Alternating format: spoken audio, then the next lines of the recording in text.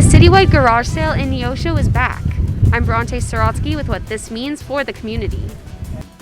Plus, we're taking a trip to Paris. Kind of. We're actually taking you to Joplin's Empire Market to check out their 3rd annual Paris Week. And we'll also check out a Jasper County group that's dedicated to preserving a historic Peace Church cemetery here in Jasper County. They were doing some spring cleaning today. Meteorologist Nick Kelly has your weather. Danny Terzer's on sports. I'm Mike Mahoney, and this is your KOAM News at 9 on Fox 14. The 4 states' most watched news starts now. Well, thanks so much for joining us this Saturday evening. People from all over the 4-state area traveled to Neosho Friday and today to take part in the citywide garage sale. KOAM's Bronte Sorotsky spoke with local vendors and attendees about how they feel to be back after the event was canceled last year. People from all over were spotted in Neosho these past 2 days at what is said to be Missouri's largest garage sale. The event is so big that school was canceled Friday. Schools are actually closed on Friday for every year for the garage sale because the buses can't get through because of all of the traffic. All around Neosho were 400 garage sales, selling almost anything you can imagine. We have everything closed. We have newborn to about 3X men and women. We have glassware, homeware, decor, books, lamps, furniture. Yeah, we got a little bit of everything. For Michelle Wilson, a vendor, one thing she loves about this event is the people she gets to meet. I love meeting people, talking to people, seeing where they're from, learning, what they do, what draws them in, what did they like. So, I'm a people person. It's something that keeps bringing her out every year. But the biggest part of this event for vendors is the thrill of bargaining. Bargains. It's all about bargains and what you might be able to find, because everybody's got a different setup. Everybody's got something different. You never know what you're going to find, and if you can get that bargain. It's that bargain hunting. The citywide garage sale was canceled last year due to the pandemic. And now that it's back, vendors are ready to share their goods with the Neosho area. We really missed it last year. We do very, very well at the Neosho. We're actually from the Jasper, Golden City area, but we come down because we do so well here. So it's well worth it. Wilson encourages everyone to come out to this event with an open mind. Just come on out. If you see a yard sale, stop. You never know what treasure you might find. In Neosho, Bronte Sorotsky, KOAM News. All right, it's time for First Weather with meteorologist Nick Kelly. Nick, looking at Bronte's story right there, it looked pretty overcast and windy in Neosho today. What about the rest of the 4-state area? Well, at least everyone was quieter compared to yesterday after we had to deal with severe thunderstorms. But for most, it was a dry day, low 46 and a high of 62 in Joplin. But for some areas north and east of Pittsburgh and Joplin, we did have the backside of our last storm system bring at least some light scattered showers through the morning and into the early afternoon. The system with that, or the rain with that system, is pretty much long gone now. However, we are cooling down quite a bit, or set to at least, because a good portion of southeast Kansas, you're under frost advisories until 9 a.m. Most of us are still sitting in the mid to upper 50s now, but temperatures are set to tank before we hit sunrise in the morning. If you're under the frost advisories, you'll be in the mid to upper 30s while everyone else starts at 41. But everyone's going to enjoy a nice, beautiful Sunday with highs in the mid to upper 70s. We'll see if we can hold temperatures like this for the week ahead of us here with the full forecast later on, Mike. All right, I like the sound of that. Thanks so much, Nick. Earlier today, the Joplin Empire Market hosted its 3rd annual Paris Week. The event takes the culture and food of Gay Paris and brings it to Joplin. The market encouraged the public to take part in the fun by dressing up and wearing items like berets. Vendors at the market got involved by using their creativity to put a Parisian twist on their items. Put a little bit of a special French twist on what they're doing here at the grill. My wife is cooking up some special brisket sandwiches on French baguettes with some cognac sauce and so forth, and of course French beignets. I'm sure some French fries would go good with that. Although this event usually takes place in February, it was postponed to April this year due to the coronavirus pandemic. The Peace Church Cemetery Group spent their morning working to preserve a historic Jasper County cemetery. The group got together around 8 a.m. for their spring cleanup day and called on anyone who wanted to help out by encouraging them to bring their lawn care items and other tools needed for preserving the Peace Church Cemetery. Some of the work included picking up tree limbs and rocks, leveling low graves, and setting markers. Well, this is just one of those historic cemeteries that we've adopted to try to make a difference in the community and make it look like something. It was very overgrown, undergrowth bushes and trees and shrubs and things that somebody had just abandoned over the years, and this is one of those things we wanted to try to do to make sure it looks decent for the community. The cemetery was founded in 1840 and is the second oldest cemetery in Jasper County. It's now time for us to honor one of our many four-state heroes. Tonight, we pay tribute to Marvin Wolf of Chitopa, Kansas. Wolf served as a sergeant in the U.S. Army and he fought in the Korean War. He earned a Bronze Star and many other honors. Thank you, sir, for your courage and your service. For more information on all our four-state heroes or to nominate your own, just log on to KOAMNewsNow.com. We'll be right back with meteorologist Nick Kelly and another look at your weather. Plus, we are headed to Germany, where the city of Bonn is holding their annual Cherry Blossom Festival. And this year, they are not letting the pandemic ruin the fun. Details are coming up right after weather.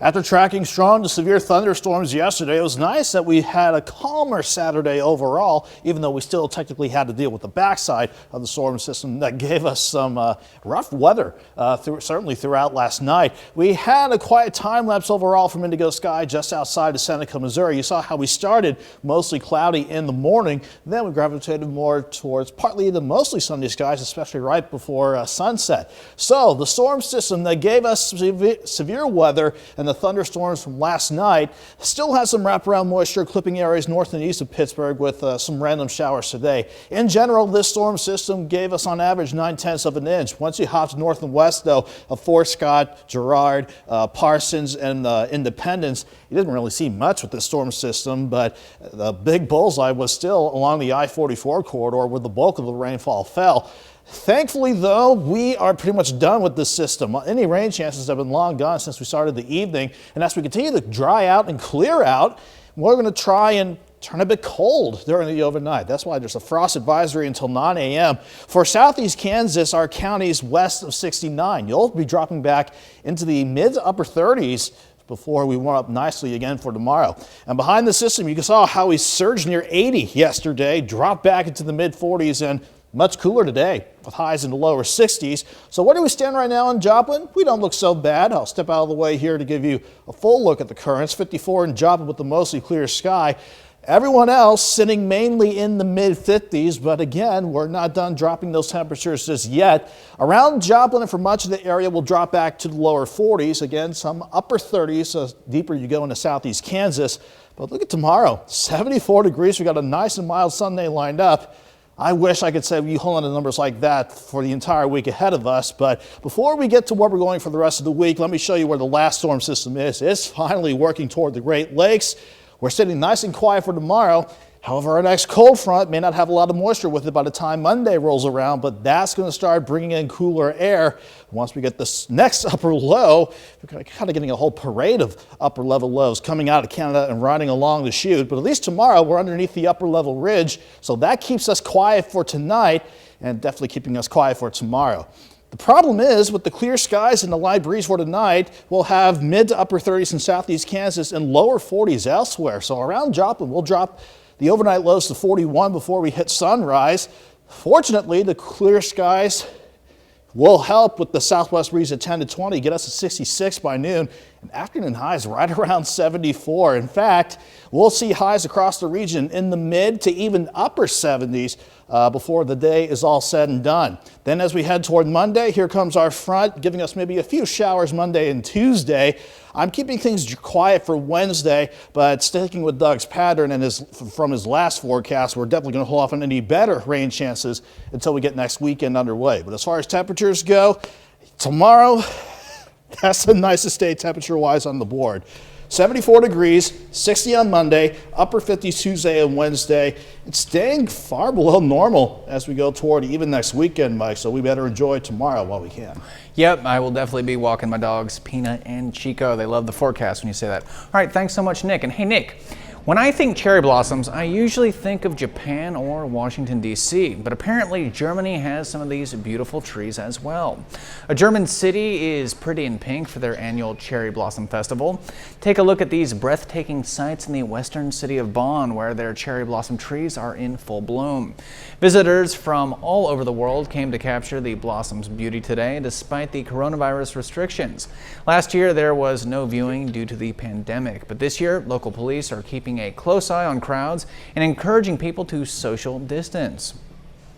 When we return, we've got details on the funeral plans for the UK's Prince Philip. Funeral arrangements for Prince Philip have been announced. I'm Benjamin Hall in London with how Britain's longest-serving royal consort will be laid to rest. Coming up. As Britain continues to mourn the loss of Prince Philip, Buckingham Palace announces official plans for his funeral. Fox News' Benjamin Hull is in London with details on how the Queen's husband is being remembered. Britain's Prince Charles paid tribute to his late father, Prince Philip, on Saturday, one day after the Duke of Edinburgh died peacefully at the age of 99. My dear Papa was a very special person who, I think above all else, would have been amazed by the reaction and the touching things that have been said about him. And from that point of view, we are, my family, deeply grateful for all that. Buckingham Palace announced Prince Philip will be laid to rest on April the 17th at Windsor Castle in a private ceremony closed to the public. Due to COVID-19 protocols, the funeral will be scaled down, with only 30 people allowed to attend. Though a guest list has yet to be released, Prince Harry is expected to attend, along with other members of the royal family. Meghan Markle, who is pregnant with the couple's second child, has been advised by doctors not to travel. Prince Philip himself was involved in the funeral arrangements, including the design of a Land Rover that will carry his coffin. Members of the royal family are always very much involved in the arrangements for their own funerals, and Prince Philip was no exception. And his rule was no fuss. Gun salutes rang out across the UK as military leaders honoured the longest-serving royal consort in the history of the monarchy. Members of the Royal Artillery fired 41 rounds at 1-minute intervals from the Tower of London, with simultaneous salutes taking place at Edinburgh Castle, Cardiff Castle and overseas. Union Jack flags will fly at half-staff until the day after the funeral, and as per the Queen's request, members of the royal family will observe 2 weeks of mourning. In London, Benjamin Hall, Fox News. The death of Prince Philip means Windsor Castle is now without its leading male member of the British royal family. The royal residence of the late Prince and Queen Elizabeth was quiet and somber today, with signs noting it was closed to the public as attendants remained outside. Soldiers from the Household Cavalry Regiment paraded past the castle, and members of the public offered up flowers to pay their respects. Still to come, Florida Congressman Matt Gaetz is facing an ethics probe in Congress, but he says he's not going anywhere. Florida Congressman Matt Gaetz is facing a federal investigation. Now the House Ethics Committee also opening a probe into his actions. I'm Lauren Blanchard in Washington with congressional reaction coming up. April is limit. Second, register today. President Biden's first proposed national budget is at the center of a lot of attention right now, both for its size and for what is and isn't included in the massive spending plan. Fox News' Lucas Tomlinson takes a closer look. President Biden thinks expanding, not shrinking the federal government is the answer to fixing the country's problems. White House Press Secretary Jen Psaki says priorities have changed from the previous administration in this new first budget. Our country is confronting historic crises, a pandemic, an economic downturn, climate change, and a reckoning on racial injustice. At the same time, we're also inheriting a legacy of chronic underinvestment, in our view, and priorities that are vital to our long-term success. So the president is focused on reversing this trend. The $1.5 trillion defense budget represents a 16% increase in domestic spending and includes $14 billion to fight climate change. But the defense budget stayed flat and will decrease when accounting for inflation. Republican Senator Joni Ernst, a member of the Armed Services Committee, took issue with the perceived snub. Quote, America's adversaries have steadily chipped away at our warfighters' technological advantages, whether it is through forced business transfers, simple traditional stealing, or development of new abilities. Now is not the time to slow investments in our national defense. Congress and POTUS must set our warfighters for success with sufficient and responsible funding for the Pentagon. President Biden's proposed defense budget doesn't achieve that. The White House has proposed a separate $2.3 trillion plan to fix infrastructure. A more formal budget is due later this spring, which will include Social Security, which last year accounted for 23% of the federal budget. In Washington, Lucas Tomlinson, Fox News. Florida Congressman Matt Gaetz is facing an ethics probe in Congress. It comes as the congressman and his associate are under federal investigation for allegations of sex trafficking. Fox News' Lauren Blanchard has the latest. I'm built for the battle, and I'm not going anywhere. Congressman Matt Gaetz, the 38-year-old lawmaker from Florida, has vowed to fight what he is calling a smear campaign. The truth will prevail. Now a bipartisan House Ethics Committee probe has been opened because of public allegations that include, quote, sexual misconduct and or illicit drug use, shared inappropriate images or videos on the House floor, misused state identification records, converted campaign funds to personal use, and or accepted a bribe, improper gratuity, or impermissible gift. The committee noted its investigation does not mean the violation has occurred. Representative Gaetz is also facing a Justice Department investigation into whether he and his associate, Joel Greenberg, paid for or exchanged gifts for sex with underage girls. On Thursday, Greenberg sought to strike a plea deal in federal court. Gaetz has retained two high-profile lawyers. His spokesman said he's going to fight back against the unfounded allegations against him. Plus, new reaction from Congress. Republican Representative Adam Kinzinger tweeted, Matt Gaetz needs to resign. A group of women staff members in Gaetz's office writing, Congressman Gaetz has always been a principled and morally grounded leader. I certainly don't see a future for him in the Congress. The House Ethics Committee will likely not give updates on their investigation until it is complete. Punishment is up to the House and can include fines or even expulsion from Congress. In Washington, Lauren Blanchard, Fox News. Still to come, that volcano in Iceland isn't letting up, and we've got the footage to prove it. 3 weeks after first erupting, a third fissure has opened at a volcano on the Reykjanes Peninsula. That story and more are coming up right after the break. For State Hero. Things are heating up at a volcano in Iceland. 3 weeks after first erupting, a third fissure has opened at a volcano on the Reykjanes Peninsula. It cracked open this week in between the two already existing fissures. Drone footage taken Friday captured the second fissure surrounded by a blanket of snow and lava streaming down its slopes.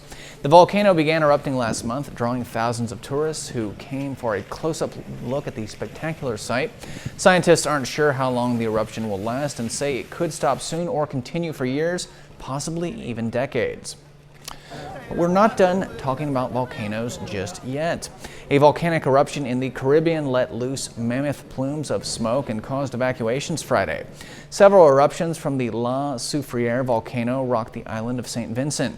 The eruptions prompted 16,000 mandatory evacuations from local officials. A cruise ship arrived to assist in evacuations to neighboring islands, and as of now, there are no reports of any casualties. Well, stay right there. We've got a lot more news headed your way, as well as another look at your weather with meteorologist Nick Kelly and your KOAM Sports Report with Danny Terzer. That's all coming up right here on your KOAM News at 9 on Fox 14. When we return, a mother in California is under arrest after her 3 children were found in an apartment stabbed to death. That story and more are next. This burger could.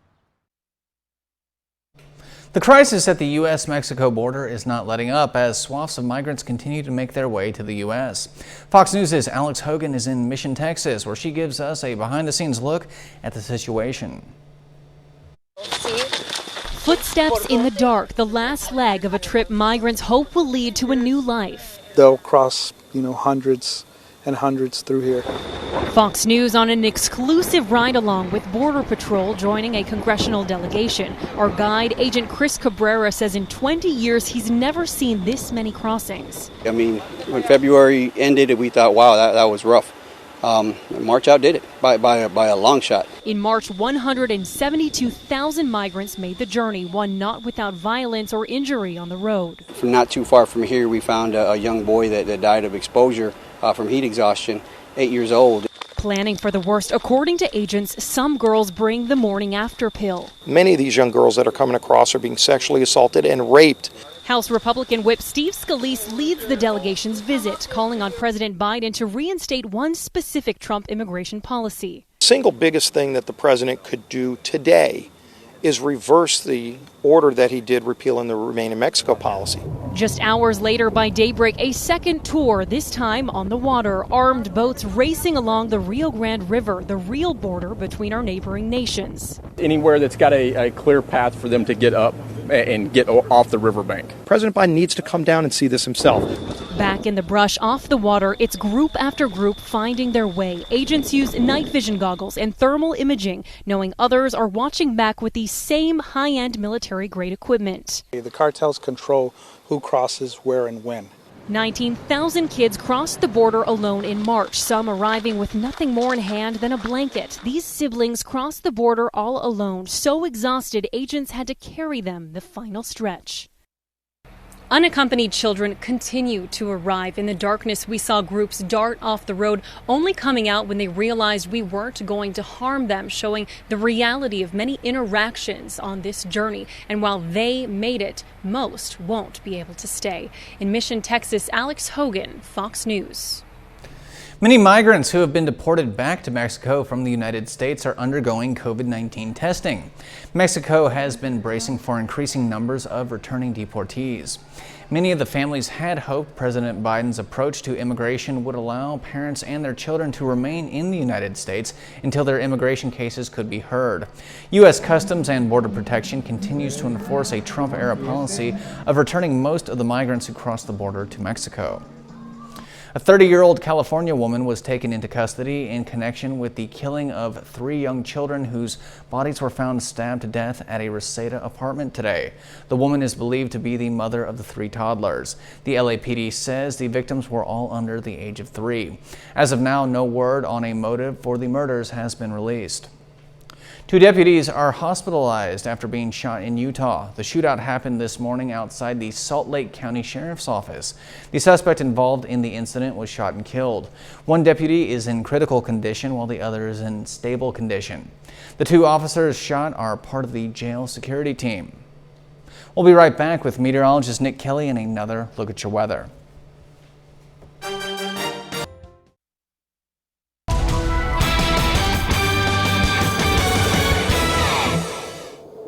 Even though we had some cloud cover, even the few showers stick around today, we were definitely a good deal calmer after we dealt with strong to severe thunderstorms yesterday afternoon and into last night. You can see how we started out from indigo sky just outside of Seneca, Missouri. A lot of cloud cover to start the day, but you didn't see any of the rain chances. In fact, you actually saw partly to mostly sunny skies right up until sunset not too long ago on the Saturday evening. It's the same storm system that gave us the strong to severe storms and quite a bit of rainfall last night. Had some wraparound moisture, bringing back a few showers for areas north and east of Pittsburgh and Joplin.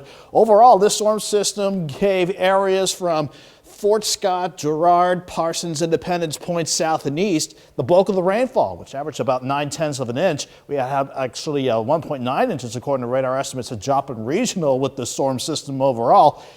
At the very least, we're pretty much done with this storm system. We got rid of the rain chances before the evening got started, and now we're finishing on getting the last of the clouds out of here. However, frost advisories for Coffee, Anderson, Neosho, Labette, and Allen Counties points west. That's for you lot until 9 o'clock tomorrow morning, because you'll be dipping back into the mid to upper 30s before we warm up nicely throughout the day tomorrow. Right now in Joplin, though, we're still sitting at 54 degrees with that west breeze at 6. Most of us, for now, even those of you under the frost advisories, are still holding on to lower to middle 50s for the 9 o'clock hour, but we are going to have to cool down a bit before we warm back up nicely tomorrow. I have most of us dropping back to 41, and then a good southwest breeze kicks into gear, pushing us back at least into the mid-70s as we wrap up the weekend tomorrow. So the storm system that gave some of us some rain today and the storms yesterday continuing to push toward the Great Lakes. I'm watching our next cold front. Like it or not, that's going to bring another change in temperatures on the way once we get this upper low south of Edmonton, Canada to scoot along. But as long as we get on the warm side of the jet stream for tomorrow, that underneath that upper level ridge, we're going to see temperatures pretty good to wrap up this weekend. Before we enjoy a nice day tomorrow, we're going to have to turn cold with some southeast Kansas communities in the mid to upper 30s. For everybody else, let's have overnight lows drop off to about 41 degrees. We're mostly sunny to start the day. Then that light southwest breeze of 5 to 10 miles per hour kicks into gear at 10 to 20 tomorrow afternoon. That takes us to 66 in Joplin and highs near 74. In fact, most of us tomorrow mid to upper 70s. I wish we could hold on to numbers like these for the course of the week, but Mother Nature has other plans for us. For Monday, here comes that upper low near Edmonton, Canada. That pushes our cold front through. It could give us a random shower or two for Monday and Tuesday, but it'll force temperatures downward. A quiet Wednesday and for much of Thursday before we see better rain chances sneak back into the fold as we head toward next weekend. So 74, mostly sunny Sunday. That is our pick day to enjoy anything and everything outside.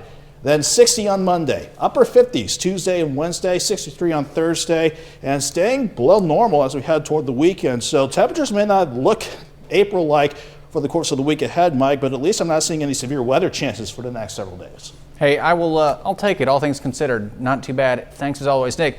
And check out these people who don't care about the weather. They're still going to have a good time no matter what. Hundreds of skiers braved the cold for a downhill run in Russia. Skiers hit the slopes wearing bikinis and bathing trunks despite the frigid temperatures. It was all part of the annual Boogle Woogle Carnival taking place today in the resort city of Sochi. The event is a big draw for Russians who don't mind stripping down to their swimsuits regardless of the weather. More than 700 skiers and snowboarders toughed it out in the snow and defied COVID-19 restrictions for the festival. That's a hard pass from me. All right, get pumped, sports fans. You are just 2 minutes away from Danny Terzer and your KOAM News at 9 Sports Report. That's next. Get obsessed. Learn more.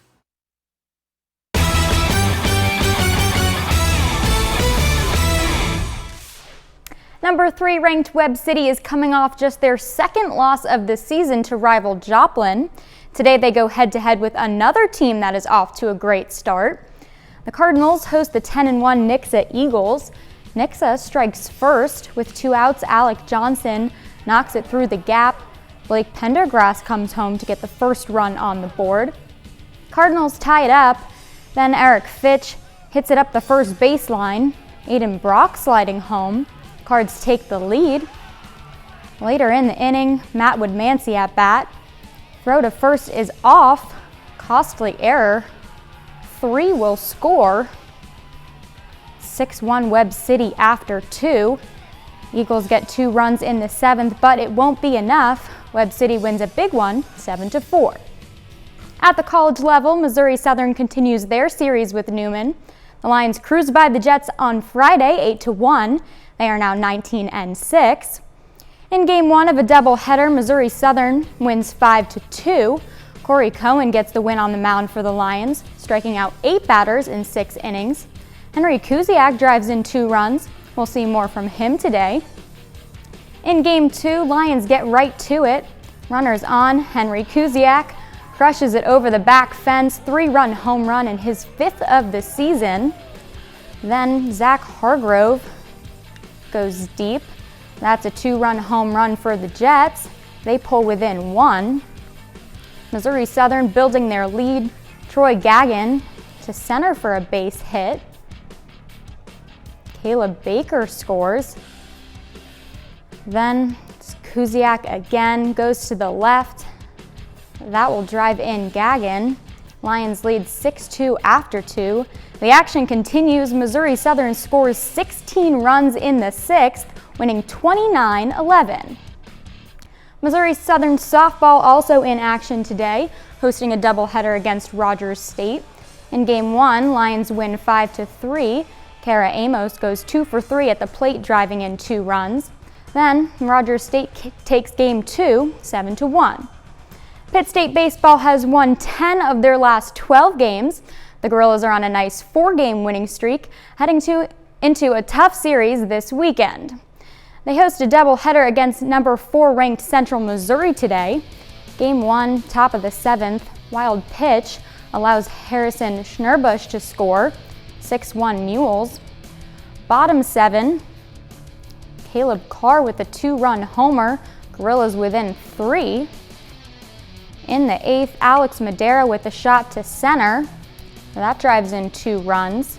Mules extend their lead to 5. Then Eric Webb sends it over the right fence. UCM will take game 1, 10-3. In game 2, PSU falls 18-6. Ryan Koval and Tyler Henry get 2 RBI each. The final game of the series will take place tomorrow afternoon. PSU softball coming off a doubleheader loss to Rogers State on Friday. Today, they host Northeastern State for 2 more.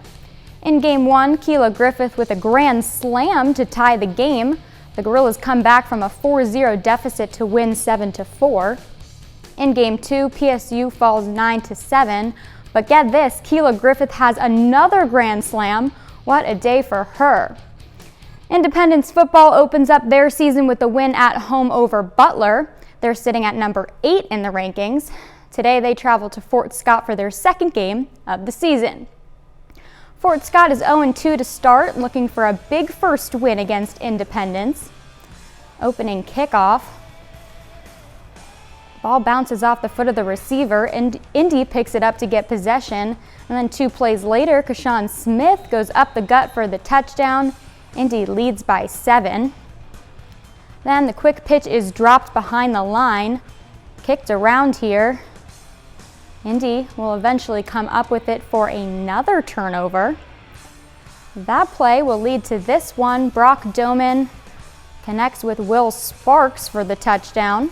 Pirates up 14-0 after 5 minutes. Indy doesn't take their foot off the gas. They win 84-0. That makes history as the most points scored at Fort Scott's Prairie Field. That's it for sports. We'll be right back with more news.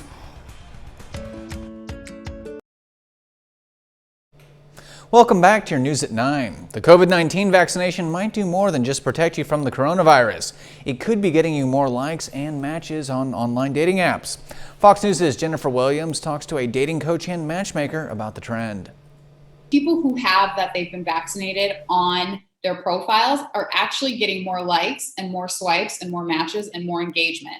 Single, vaccinated, and ready to mingle. Many who are looking for a little post-pandemic love are listing their vaccine status in their online dating profiles. If someone is vaccinated, I will for sure swipe right. If I were single, then I probably would only go out on dates with people who were already vaccinated, preferably even have had the second dose. It should be an open discussion. Have you been vaccinated? Do you plan on getting vaccinated? What sorts of safety precautions are you taking? So I definitely think that it's necessary. According to dating coach and matchmaker Tanisha Wood, how people approach the pandemic says a lot about who they are and if they'll be a good fit for you. It really speaks to what's important to people, right?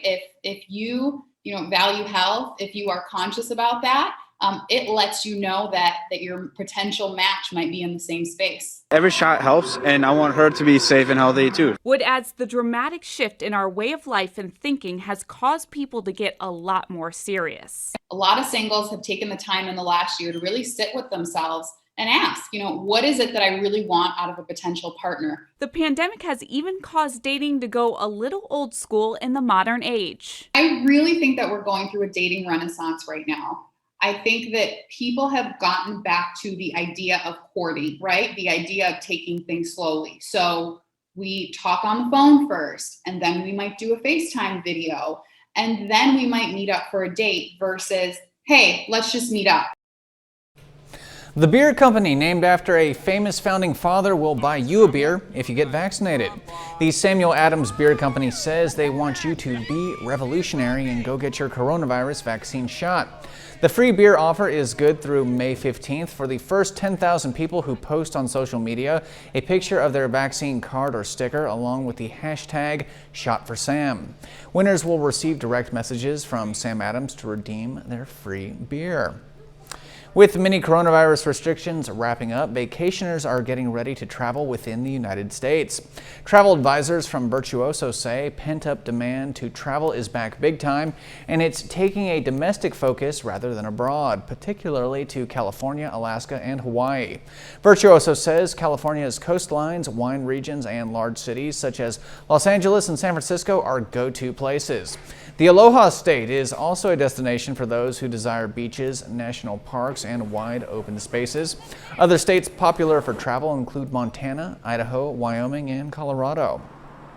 Well, we are not done yet here on your KOAM News at 9 on Fox 14. And when we return, we are going to wrap up the show with a trio of bird-related stories. They include this story about the newest penguin chicks at Chicago's Brookfield Zoo. Stay tuned. An avian criminal is caught on camera in Colorado after vandalizing a parked car. Fox News' Deborah Takahara explains why the police got involved. I came to the car and I just see this huge dent in my car. Sometimes seeing is believing. No way. I mean, I've never heard anything like it. I've never seen anything like it. Krista Keller came out of a Castle Rock restaurant to find her windshield shattered and a large rock nearby. I just assumed somebody had maybe come by and threw a rock at it, and I just kind of was curious as to why anybody would do that, and especially in broad daylight. So she called Castle Rock police, who investigated, checking nearby surveillance cameras, and within a few days, they found their suspect. It was probably one of the funniest calls I've ever received, and said, good news, bad news. Good news is we found out who did it. Bad news is they're only 10 inches tall. It turned out to be a crow. Castle Rock police slowed down the video and shared it on social media, where it's been viewed thousands of times. There were a lot of puns flying around, no pun intended. But it was actually one of my commanders who said, hey, no harm, no foul. Well, maybe a little harm from a little foul. My husband and I were really pleasantly surprised that rather than, it being an act of vandalism, it actually turned out to be a really light-hearted story. And, with all the craziness in the world right now, it's just kind of funny to get a little chuckle out of it. But she says even after seeing the video, it's still hard to believe. We had actually seen the rock, so the rock was probably about this big, and I thought, how could a crow even hold that in their mouth long enough? But I guess long enough to get it off the ground and bomb my car. Wow. Who have been closely watching a bald eagle nest in California were left disappointed. The two bald eagles caring for an egg in Big Bear Valley flew from their nest for the first time Thursday morning. They left behind a single egg, which was already long overdue to hatch, leading many bird experts to believe the egg likely died or had never been fertilized. It's a huge disappointment to the thousands of people who had been following the birds via a 24-hour webcam for the last several weeks. Despite the sad turn of events, U.S. Fish and Wildlife says the U.S. bald eagle population is thriving. It's believed there are around 300,000 bald eagles currently living in the United States. Chicago's Brookfield Zoo is welcoming 4 new baby penguin chicks. The new Humboldt penguin chicks are all less than a month old, so they don't have names just yet.